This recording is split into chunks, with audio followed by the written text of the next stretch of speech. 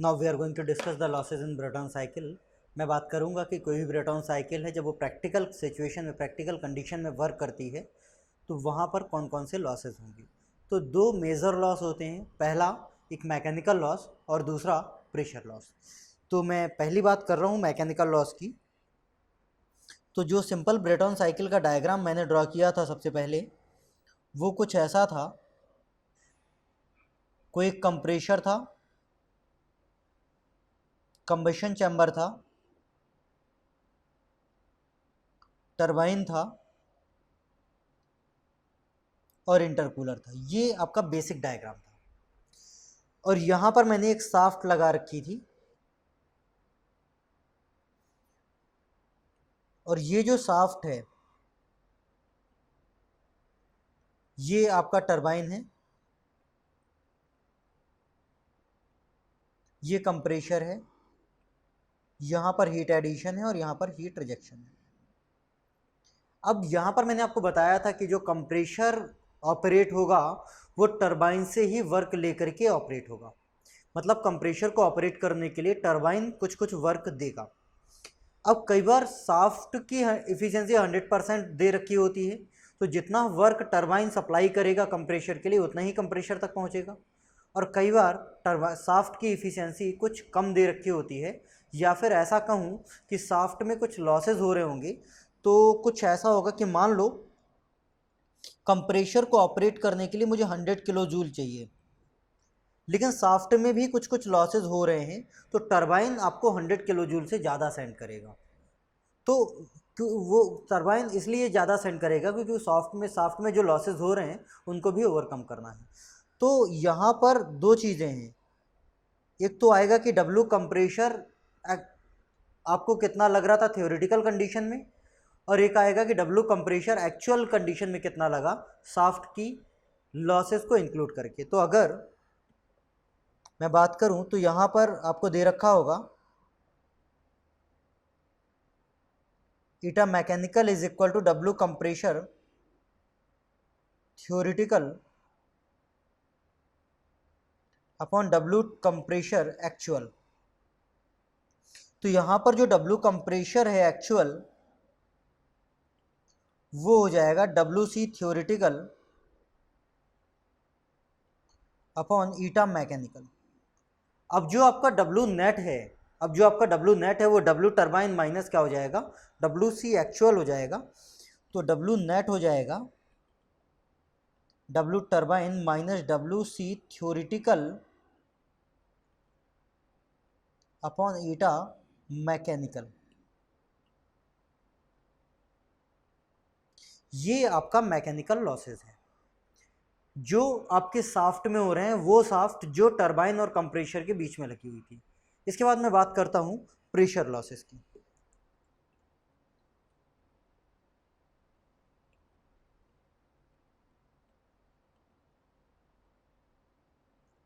तो मैं यहाँ पर आपको टीएस डायग्राम ड्रॉ करके दिखाता हूँ। और प्रेशर लॉसेस कहाँ पर होते हैं, जिस समय मैंने रिजनरेशन की बात की थी तो मैंने वहाँ पर आपको एक हीट एक्सचेंजर या फिर रिजनरेटर लगा करके दिखाया होगा, और वहाँ रिजनरेटर में और कंबशन चैम्बर में, या फिर रिजनरेटर और इंटरकूलर में जब एयर फ्लो होती है तो वहाँ पर आपका कुछ प्रेशर लॉस हो जाता है। मीन्स जो टीएस डायग्राम है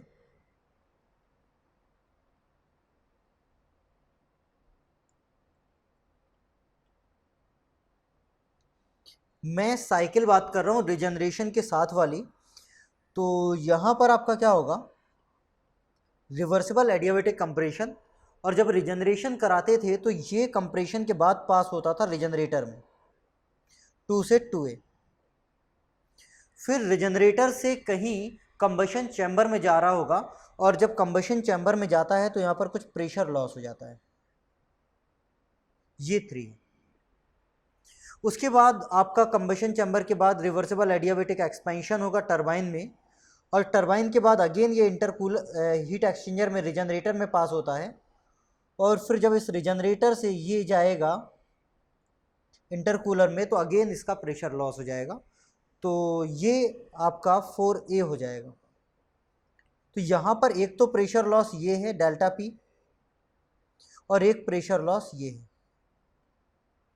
तो प्रेशर लॉस कहाँ पे हो रहा है? जब रिजनरेटर से कंबशन चैम्बर में पास हो रहा है, पहला वो, और दूसरा जब आपका रिजनरेटर से इंटरकूलर में पास हो रहा है।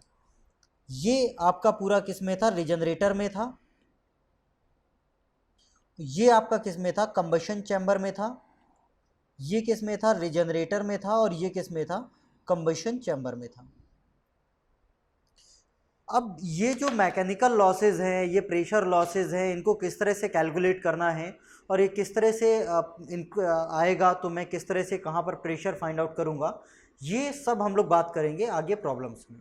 तो ये आपका पूरा ब्रेटॉन साइकिल था जिसमें हम लोगों ने बेसिक ब्रेटॉन साइकिल की बात की। 3 अलग अलग मॉडिफिकेशन देखिए, रिजनरेशन, इंटरकूलिंग और रीहीटिंग, और तीनों की थ्योरी डिस्कस की। कुछ लॉसेज डिस्कस किए, प्रेशर लॉसेज और मैकेनिकल लॉसेज। इसके बाद हम लोग बात करेंगे नेक्स्ट सेशन में problems based on Brayton cycle की। Okay, thank you. Now isentropic efficiency. तो जब हम लोग बात करते हैं किसी भी डिवाइस की या फिर किसी भी साइकिल में, तो जब हम लोग कंप्रेशर और टरबाइन की बात करते हैं, तो वहाँ पर जो रिवर्सिबल एडियाबैटिक प्रोसेस हम लोगों ने मानी थी, हम लोगों ने मान लिया था कि प्रोसेस कम्प्लीटली रिवर्सिबल है, इंटरनली और एक्सटर्नली भी। लेकिन एक्चुअल प्रैक्टिस में आपकी प्रोसेस कम्प्लीटली रिवर्सिबल नहीं होगी, उसमें कुछ ना कुछ इरिवर्सिबिलिटी एसोसिएटेड होंगी। तो जो आइसेंट्रोपिक एफिशिएंसी है वो डिफाइंड होती है उस इरिवर्सिबिलिटी को कंसीडर करने के लिए, टरबाइन में भी और कंप्रेशर में भी।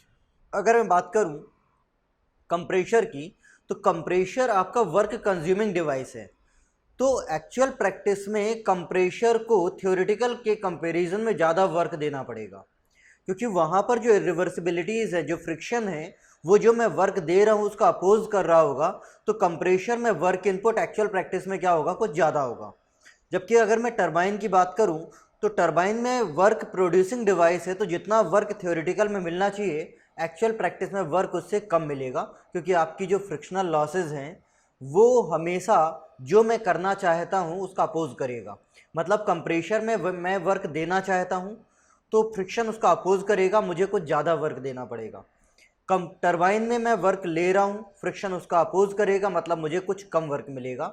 और ये जो पूरी रिवर्सिबिलिटीज़ हैं, ये जो पूरी रिवर्सिबिलिटीज़ हैं उसको कंसीडर करेगा आइसेंट्रोपिक एफिशिएंसी। अगर मैं बात करूं कि आपको कोई एक ब्रेटॉन साइकिल दे रखी है और उसका मैं टीएस डायग्राम ड्रॉ करूं, तो ब्रेटॉन साइकिल का टीएस डायग्राम कुछ ऐसा था। सबसे पहली प्रोसेस थी reversible adiabatic compression, then constant pressure heat addition, reversible adiabatic expansion, and then constant pressure heat rejection. ये आपका हीट एडिशन था कांस्टेंट प्रेशर पे, और ये आपका हीट रिजेक्शन था कांस्टेंट प्रेशर पे। और 1 से 2 वाली जो प्रोसेस है वो रिवर्सिबल एडियाबैटिक कंप्रेशन है। अभी मैंने प्रोसेस को रिवर्सिबल एडियाबैटिक बनाया है। अगर मैं एक्चुअल प्रैक्टिस में इस साइकिल को ड्रॉ करना चाहूँ तो ये प्रोसेस रिवर्सिबल होगी, और अगर प्रोसेस रिवर्सिबल है तो डेफिनेटली एंट्रोपी इंक्रीज हो रही होगी, और अगर एंट्रोपी इंक्रीज होगी तो ये प्रोसेस कुछ ऐसी होगी, और ये आपका 2 डैश होगा। और यहाँ पर जो H2 डैश माइनस H1 है वो W एक्चुअल होगा कंप्रेशर का, और जो H2 माइनस H1 है वो W थ्योरेटिकल होगा कंप्रेशर का। अगर मैं बात करूँ तो कंप्रेशर की प्रोसेस कभी भी ऐसी नहीं हो सकती, क्योंकि अगर मैं इस प्रोसेस को ऐसा बनाऊँ, अगर इस प्रोसेस को ऐसा बनाऊँ तो एंट्रोपी क्या हो रही है? डिक्रीज हो रही है। जबकि एंट्रोपी रिवर्सिबल प्रोसेस में हमेशा क्या होनी चाहिए? इंक्रीज होना चाहिए। मतलब ये प्रोसेस कभी भी ऐसी नहीं हो सकती। अब मैं बात करूं टरबाइन की, तो टरबाइन भी अगर मैं प्रैक्टिकल कंडीशन में देखूं, एक्चुअल प्रोसेस देखूं, तो टरबाइन में भी जो प्रोसेस है वो रिवर्सिबल होगी।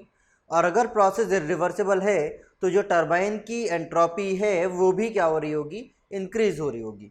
मतलब यहाँ टरबाइन की एंट्रोपी भी क्या हो रही होगी? इंक्रीज हो रही होगी। और ये प्रोसेस, ये पॉइंट मुझे कुछ 4 डैश मिलेगा।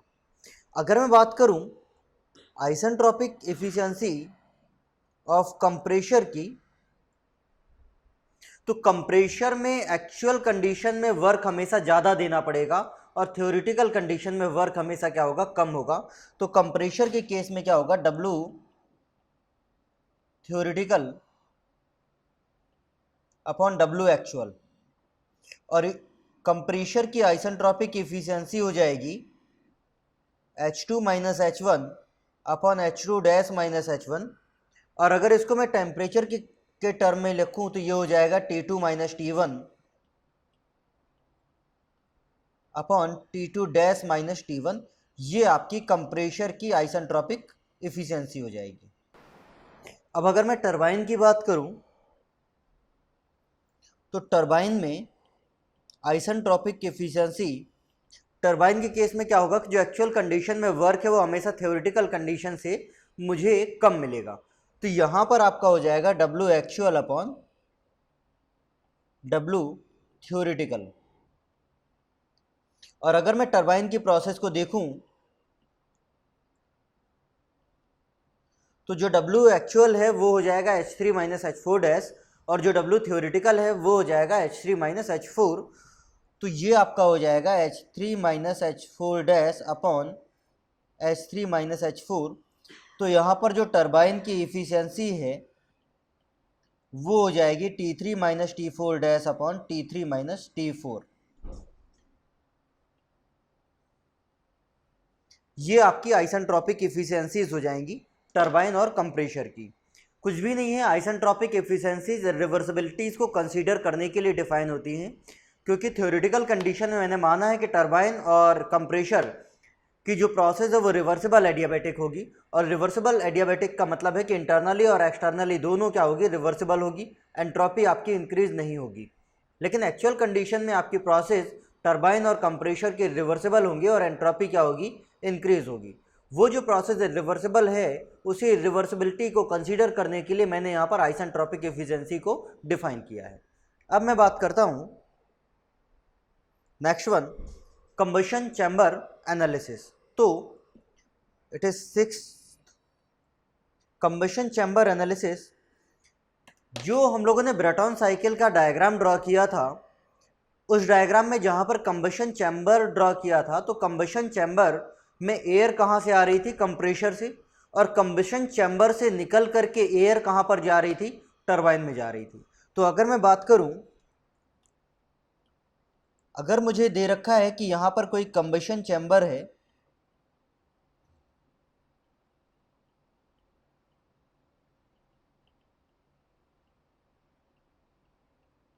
ये कोई कंबशन चैम्बर है और ये एयर आ रही है कंप्रेशर से,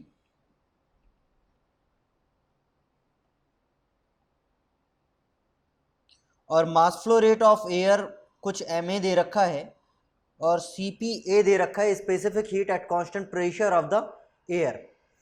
यहां पर मुझे दे रखा है कि कुछ फ्यूल एंटर कर रहा है m.f, mass flow rate of the fuel is m.f, और जो फ्यूल है उसकी कैलोरीफिक वैल्यू कुछ CV है, और जो कंबशन एफिशिएंसी है उसकी ये दे रखी है, कंबशन एफिशिएंसी फ्यूल की। अब यहां पर जो निकलेगा वो mass flow rate of fuel भी होगा plus mass flow rate of air भी होगा। तो ये हो जाएगा mass flow rate of air plus mass flow rate of the fuel. अब यहां पर जो स्पेसिफिक हीट है वो CPG हो जाएगा, specific heat of the gas, जो एयर और फ्यूल का मिक्सचर होगा। अब मुझे दे रखा है कि कंबशन चैम्बर कांस्टेंट प्रेशर पे वर्क करता है, तो मैं यहां पर एनर्जी कंजर्वेशन की इक्वेशन लगा सकता हूं और मैं कह सकता हूं कि ये जो फाइनल एनर्जी है ये इस एनर्जी और इस एनर्जी का क्या होगा, समेशन होगा। अगर मैं कहूं कि ये जो फाइनल एनर्जी है